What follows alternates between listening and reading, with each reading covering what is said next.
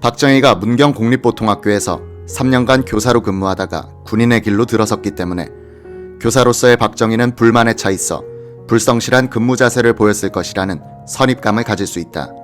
이것은 오해다. 교사 박정희는 대구 사범에서 배운 전인 교육을 어린 학생들을 상대로 실천하려고 했고, 김영기 등 조선인 교사들로부터 배운 민족 혼의 중요성을 학생들에게 심어주려고 했던 이였다. 한 제자는 그를 방정환 선생을 연상시키는 선생님이라고 평할 정도였다. 1962년에 작성된 인학선 비망록 중에서 박정희 선생의 제자 정순옥의 회상기를 싣는다. 글이라 하기엔 부끄럽습니다만 20년 전 은사로 모셨던 선생님을 지금 이 나라 영도자로 모시게 되니 기쁨과 두려움을 금할 길 없어 어린 시절 제자로 돌아가서 기쁘고 슬펐던 추억을 몇 가지 더듬어 보겠습니다. 선생님께서 저희 학교에 부임하셨을 때 저는 소학교 4학년이었습니다. 어느 일요일 동무들 몇 명이 저의 집을 찾아와 새로 오신 선생님께 가보자고 하기에 선생님 하숙집을 찾아갔습니다. 어린 호기심에 선생님 방안은 얼마나 장치가 잘 되어 있나 하고 방안을 살펴보았습니다. 선생님 책상 위에 커다란 액자 하나가 걸려 있었습니다. 그 사진에 배가 불룩 나오고 앞가슴 양편에 단추가 주룩 달려있는 외국 사람이었습니다. 우리들은 저 사람이 누구냐고 물었습니다. 선생님은 영웅 나폴레옹이라면서 그의 전기를 자세히 이야기하여 주셨습니다. 4월 어느 날 봄 소풍을 가게 됐습니다. 저희들은 고운 옷으로 갈아입고 여러 가지 음식을 준비하여 가지고 학교에 모여 교장 선생님의 훈시를 듣고 출발했습니다. 그때 선생님은 등산복에 어깨에는 나팔을 메고 길다란 막대기를 가지고 오셨습니다. 우리가 장난을 하거나 줄이 삐뚤어지면 한 대씩 맞아가면서 목적지인 진남교에 도착했습니다.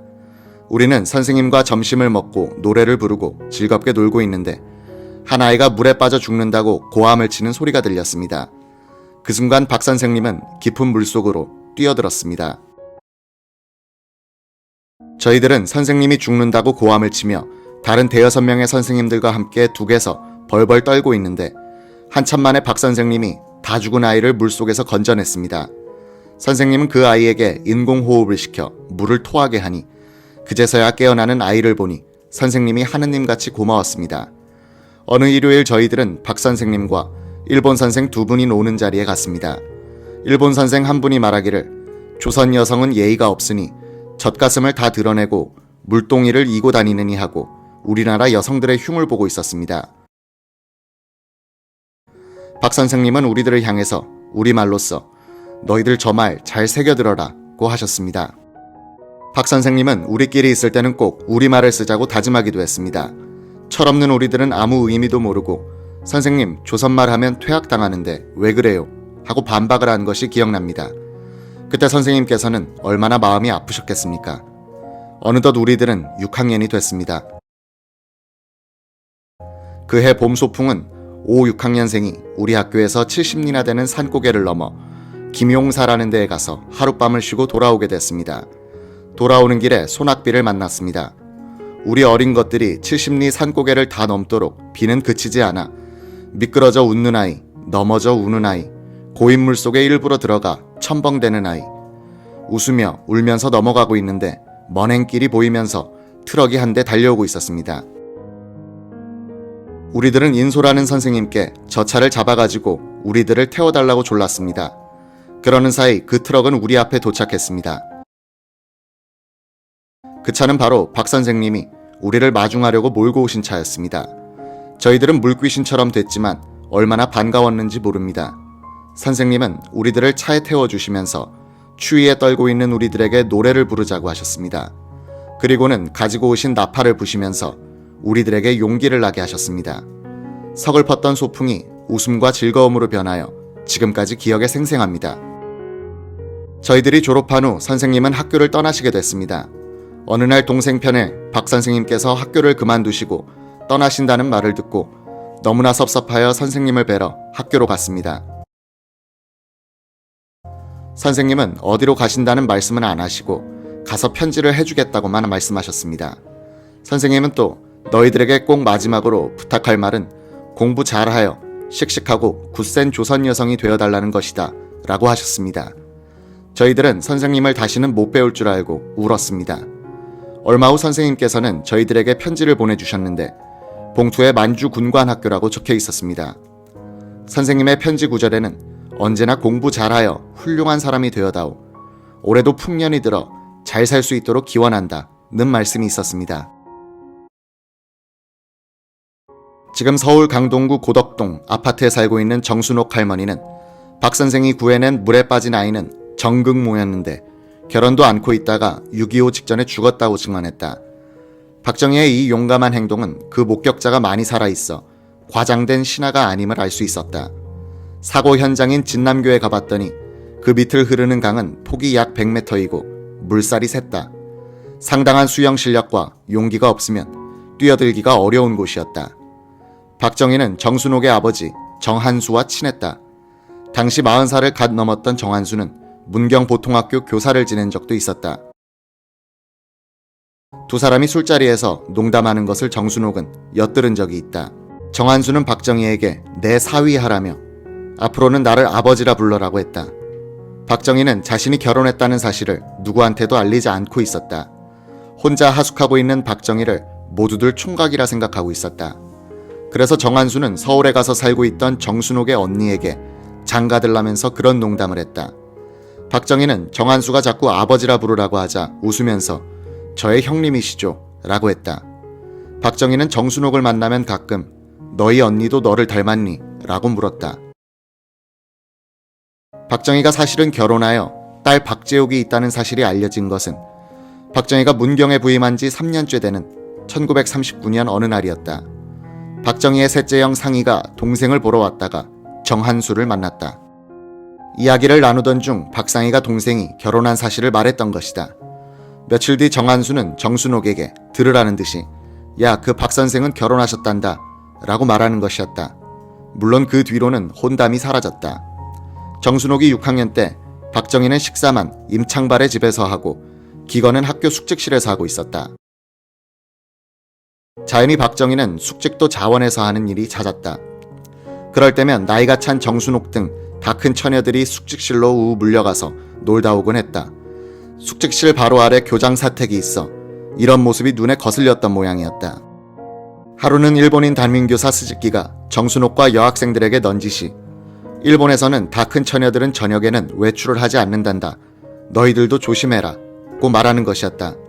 눈치 빠른 정순옥은 이 말이 박정희 선생님을 겨냥해서 하는 것이라고 해석했다. 저는 예사롭지 않은 가정 환경 때문에 눈치도 빠르고 조숙한 편이었습니다.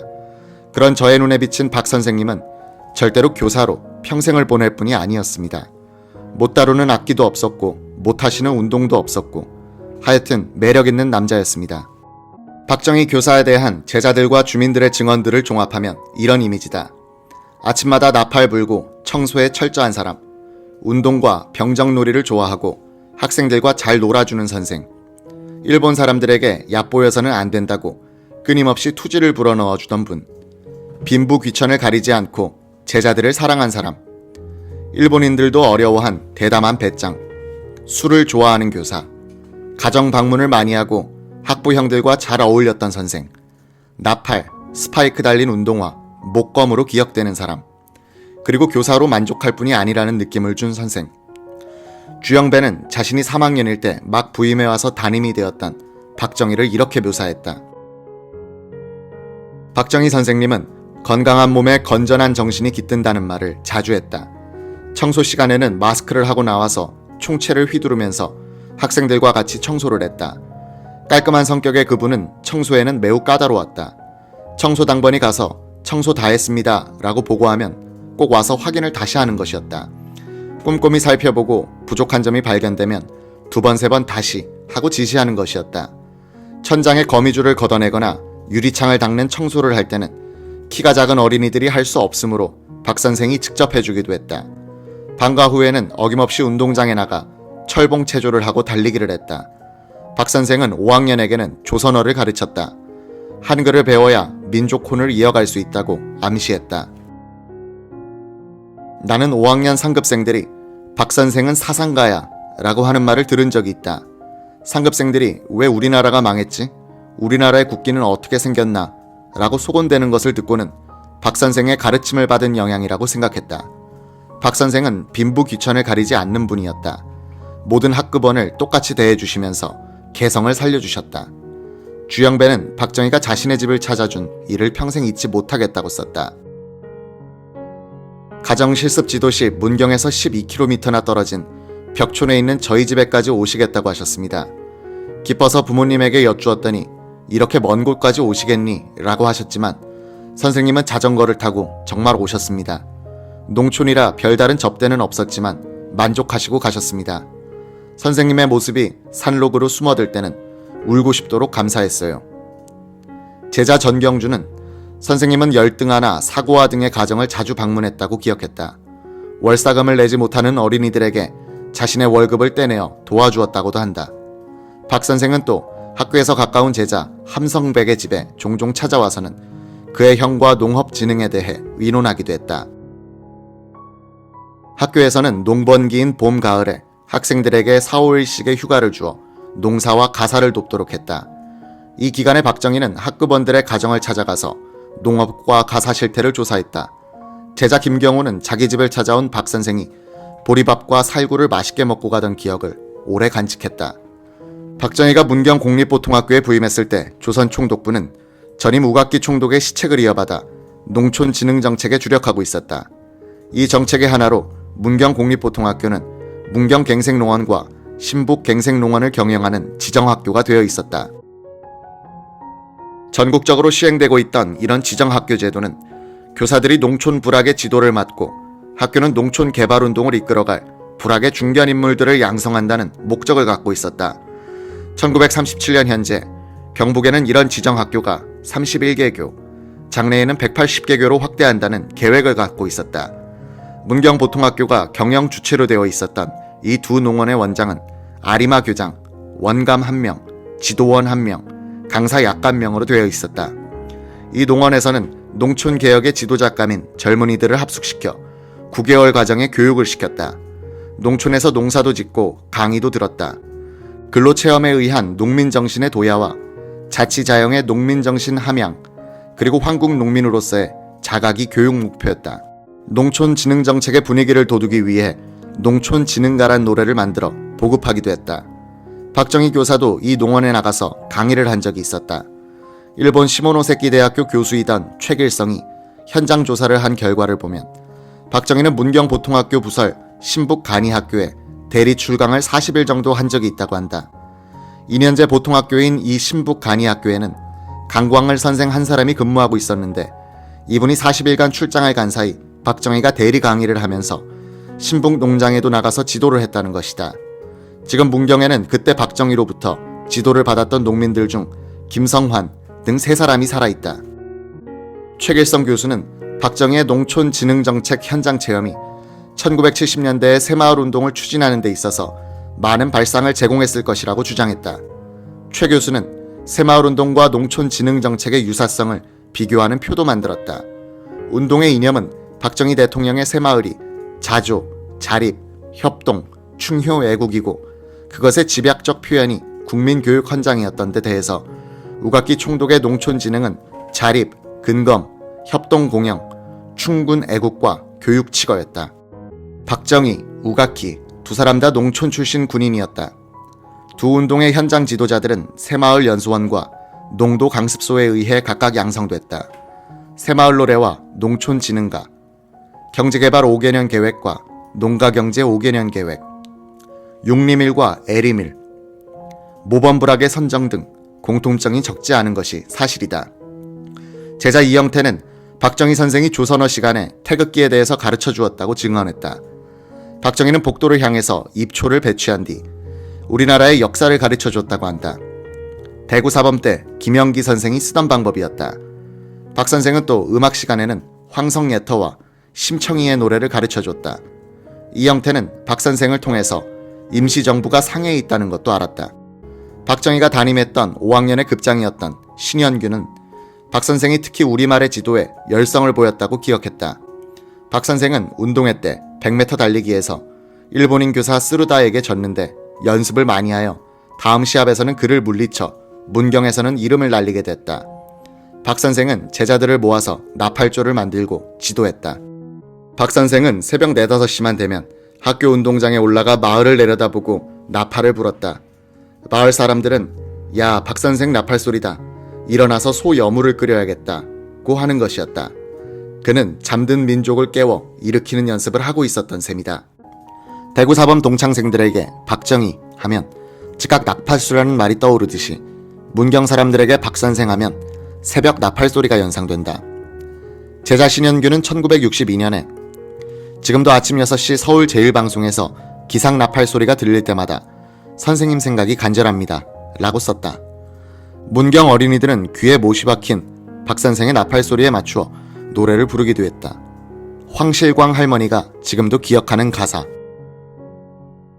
데테크루 테끼와 민나민나 코로세. 박정희는 마을 청년들을 모아서 악단을 만든 뒤 출장 공연도 했다. 박정희는 대통령 시절에 산으로 둘러싸인 문경이 답답하게 느껴졌다고 회고했었다. 답답한 것은 지형 때문만은 아니었을 것이다. 혼자 있기를 좋아한 박 선생에게 있어서 나팔은 답답한 마음을 달래주는 친구였다. 소년기에 이순신과 나폴레옹의 전기를 읽으면서 군인이 되겠다는 꿈을 키웠고 대구사범 시절에 그런 소질을 확인한 박정희는 교사가 되어서는 그 꿈을 구체화시키게 된다. 박 선생이 부임한 첫 해 그가 담임했던 3학년 반의 급장이었던 주영배는 이렇게 물은 적이 있었다. 박 선생이 심심하면 자신에게 니는 임마 커서 뭐가 될래? 라고 물어서 되받은 것이었다. 선생님은 그러면 이 다음에 뭐가 될 깁니까? 나 나중에 봐라. 나는 대장이 될란다. 전장에 나가서 용감히 싸워 이기는 대장이 될란다. 문경의 박 선생은 토요일 오후나 일요일에는 아이들을 불러 모아서 학교 앞산에 올라갔다. 그리고는 편을 갈라서 전쟁 놀이를 시켰다. 나무 막대기를 주워와서 총으로 사용하도록 했다. 박 선생은 목검을 들고 얏 하면서 검도도 가르쳐줬다. 제자 박명래는 가을 운동회 때 박 선생이 지도하여 전쟁 놀이를 단체 경기로 보여준 것을 기억하고 있다. 학생들에게 목총을 만들게 하여 실을 잡아당기면 화약이 터져서 폭음이 들리도록 했다. 박 선생은 재빠른 아이들은 일본군으로, 동작이 굼뜨는 아이들은 중국군으로 편성하여 고지전을 벌이는 연출을 했다. 물론 중국군이 패퇴하는 것으로 끝났다. 6학년생 박명래는 중대장이 되어 돌격 하면서 달려가니 많은 부하들이 따라주어 기분이 좋았다는 것이다. 학예회 때도 박 선생의 학급에서는 지원병 출정이란 제목의 연극을 했다. 각본은 박정희가 썼다. 당시 군국주의 분위기에 호응하는 내용이었던 것으로 보인다. 이 무렵 일본군은 중일전쟁을 확대시켜 대륙의 심장부로 밀려들고 있었다. 난징과 쉬저우가 함락되자 일제는 보통학교까지도 학생들을 모아서 축하대회를 열도록 했다. 1939년에 1학년 담임이었던 박 선생은 숙직실에서 기거하고 있었다. 숙직하는 날에는 학생들에게 미리 알려줬다. 1학년 학생들은 집에서 저녁을 먹고 놀러갔다. 박 선생은 귀한 과자를 어디서 구했는지 아이들에게 나눠준다는 소문이 돌아서 과자를 얻어먹으러 오는 아이들이 많았다. 이종기는 숙직실에서 들은 박 선생의 구수한 이야기를 입안에서 녹아들던 과자 맛과 함께 지금도 기억하고 있다. 우리는 조선 사람이다. 우리 글과 우리 역사를 알아야 한다는 말씀을 하시면서 이순신 이야기를 재밌게 해주시는 것이었습니다. 교과서에 등장하는 일본의 영웅들이 이순신 장군에게 패주하는 이야기를 듣는 것만으로도 대단한 충격이었습니다. 선생님은 거북선 그림을 그려가면서 실감있게 전투 장면을 묘사하시는 것이었습니다. 외놈들이 배 지붕으로 올라오면 송곳으로 찌르게 만들었다느니 물속으로 잠수까지 했다느니 하시면서 몸짓을 해가며 연기를 하시는데 흥분 그 자체였습니다. 박정희는 아리마 교장을 설득하여 나팔 4개를 구입했다. 그리고는 박영래, 조영호, 전세호, 홍봉추를 나팔수로 뽑아 지도했다. 이들은 한 달 후부터는 조회 시간에 등장하여 학생들이 조회를 끝내고 교실로 돌아갈 때 나팔 소리에 발을 맞추도록 했다. 운동회나 원족 때도 나팔수들이 행진곡을 불어 분위기를 돋우었다. 박정희는 1938년에는 이미 만주 군관학교에 시험을 칠 준비를 하고 있었다. 그가 김수나 여인의 하숙집을 나와서 학교 숙직실에서 기거하기 시작하면서 시험 공부를 할 시간도 갖게 됐다.